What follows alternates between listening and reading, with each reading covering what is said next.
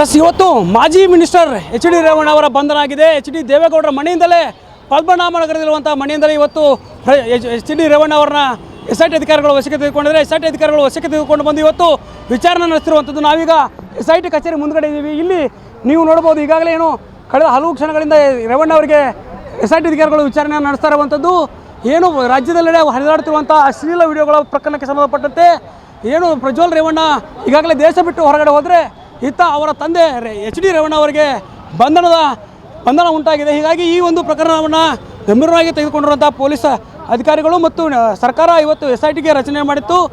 ಮೈಸೂರಿನ ಕೃಷ್ಣರಾಜನಗರದಲ್ಲಿ ನೀಡಲಾಗಿತ್ತು. ಆ ಒಂದು ಪ್ರಕರಣಕ್ಕೆ ಸಂಬಂಧಪಟ್ಟಂತೆ ಈಗ ಎಚ್ ಡಿ ರೇವಣ್ಣ ಅವರನ್ನು ಬಂಧನ ಮಾಡಿದ್ದಾರೆ. ಇಂದು ಅವರ ಒಂದು ಕೋರ್ಟ್ನಲ್ಲಿ ವಿಚಾರಣೆ ಇತ್ತು. ನಿರೀಕ್ಷಣಾ ಜಾಮೀನು ಸಿಗತ್ತೆ ಅನ್ನುವಂಥ ಒಂದು ನಿರೀಕ್ಷೆ ಇತ್ತು. ಹೀಗಾಗಿ ಆ ಒಂದು ಜಾಮೀನು ನಿರೀಕ್ಷಣಾ ಅರ್ಜಿಯನ್ನು ಸೋಮವಾರಕ್ಕೆ ಮುಂದೂಡಿದ್ದಾರೆ. ಹೀಗಾಗಿ ಸೋಮವಾರ ಮುಂದೂಡಿದ್ರಿಂದ SIT ಅಧಿಕಾರಿಗಳು ಅವರನ್ನು ಇವತ್ತು ಬಂಧನ ಮಾಡಿರುವಂಥದ್ದು.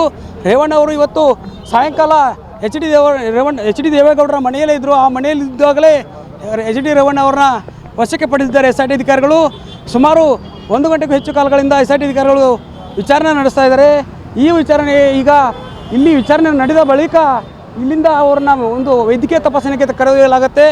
ಈಗಾಗಲೇ ಒಂದು ಪೊಲೀಸ್ ಅಧಿಕಾರಿಗಳ ಮಾಹಿತಿಯ ಪ್ರಕಾರ ಬೋರಿಂಗ್ ಆಸ್ಪತ್ರೆಗೆ ತೆಗೆದುಕೊಳ್ತಾರೆ ಅನ್ನುವಂಥ ಒಂದು ಮಾಹಿತಿ ಇರುವಂಥದ್ದು. ಇಲ್ಲಿಂದ ಬೋರಿಂಗ್ ಆಸ್ಪತ್ರೆಗೆ ತೆಗೆದುಕೊಂಡು ಹೋದ ಬಳಿಕ ಇವರನ್ನು ನ್ಯಾಯಾಂಗ ಬಂಧನಕ್ಕೆ ನೀಡುವಂಥ ಪ್ರಕ್ರಿಯೆ ನಡೆಯುತ್ತೆ. ಈ ಒಂದು ಅಪಹರಣ ಪ್ರಕರಣ ಆಗಿರೋದ್ರಿಂದ ರೇವಣ್ಣ ಅವರಿಗೆ ನಿರೀಕ್ಷಣಾ ಜಾಮೀನು ಒಂದು ಇವತ್ತು ನಿರಾಕರಣೆಯನ್ನು ಮಾಡಲಾಗಿದೆ. ಹೀಗಾಗಿ ಈ ಒಂದು ಜಾಮೀನು ಇಲ್ಲದ ಹಿನ್ನೆಲೆಯಲ್ಲಿ SIT ಅಧಿಕಾರಿಗಳು ಅವರನ್ನು ಬಂಧನ ಮಾಡಿದ್ದಾರೆ. ಇತ್ತ ಎಚ್ ಡಿ ರೇವಣ್ಣ ಅವರ ಬಂಧನ ಆದರೆ ಅತ್ತ ಮಗ ವಿದೇಶದಲ್ಲಿ ಇದ್ಕೊಂಡು ಒಂದು ಅಜ್ಞಾತ ಸ್ಥಳದಲ್ಲಿದ್ಕೊಂಡು ಏನು ರೇವಣ್ಣ ಅವರಿಗೆ ಒಂದು ಸಂಕಷ್ಟವನ್ನು ತಂದೊಡ್ಡಿದ್ದಾರೆ. 2600ಕ್ಕೂ ಹೆಚ್ಚು ಮಹಿಳೆಯರ ಒಂದು ಅಶ್ಲೀಲ ವಿಡಿಯೋಗಳನ್ನ ಏನು ರೆಕಾರ್ಡ್ ಮಾಡಿಕೊಂಡಿದ್ದಾರೆ ಅನ್ನೋಂಥ ಆರೋಪ ಕೇಸ್ಗಳ ಮೇಲೆ ಇವತ್ತು SITಗೆ ತನಿಖೆಯನ್ನು ನಡೆಸ್ತಾ ಇದೆ. ರಾಜ್ಯ ಸರ್ಕಾರ SIT ತನಿಖೆಯನ್ನು ರಚನೆ ಮಾಡಿರುವಂಥದ್ದು. ಈ ಎಲ್ಲ ಪ್ರಕರಣಗಳ ನಡುವೆ ಇವತ್ತು ಮಾಜಿ ಪ್ರಧಾನಿ ದೇವೇಗೌಡರ ಮಗ ಎಚ್ ಡಿ ರೇವಣ್ಣ ಅವರ ಬಂಧನ ಆಗಿರುವಂಥದ್ದು. ದೃಶ್ಯಗಳಲ್ಲಿ ನೀವು ಅದಕ್ಕೆ ಗಮನಿಸ್ತಾ ಇದ್ದೀರಾ. ಏನು ಪೊಲೀಸ್ ಅಧಿಕಾರಿಗಳ ವೆಹಿಕಲ್ಗಳು ಕೂಡ ಬರ್ತಾ ಇದ್ದಾವೆ.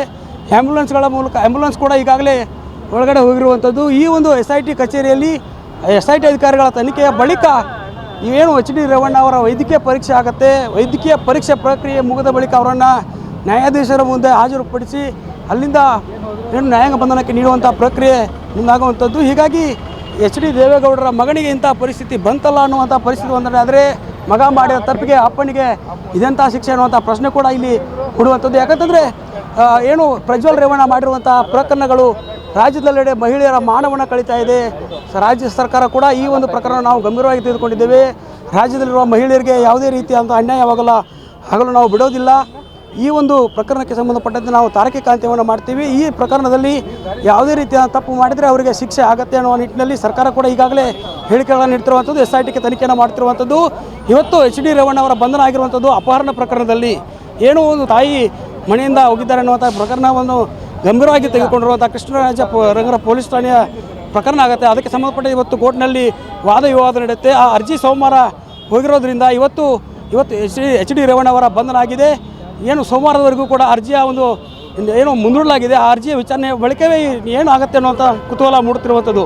ಕ್ಯಾಮರಾ ಪರ್ಸನ್ ಪರಶುರಾಮ್ ಜೊತೆ Durgesh Naik, guarantee news, Bengaluru. Guarantee news, ಸುದ್ದಿ ಖಚಿತ, ನ್ಯಾಯ ನಿಶ್ಚಿತ.